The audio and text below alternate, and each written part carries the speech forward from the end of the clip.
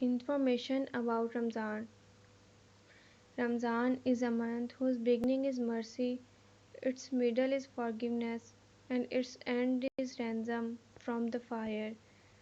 This is a Daaif hadith, and many scholars do not recognize or recommend this hadith due to its grace. However, there are many scholars who still mention this hadith in their sermons and speeches to motivate Muslims to ask supplications during this month. There are no specific supplication mentioned in any hadith for these 3 ashras of Ramadan.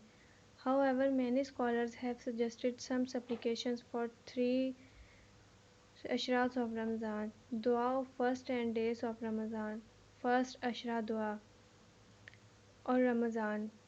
First Ashra Dua during first 10 days of Ramadan, also known as Pehle Ashray ki Dua in Urdu language, is a dua for the first 10 days of Ramadan, and many Muslims around the world recite this first Ashra Dua during the entire first 10 days of Ramadan.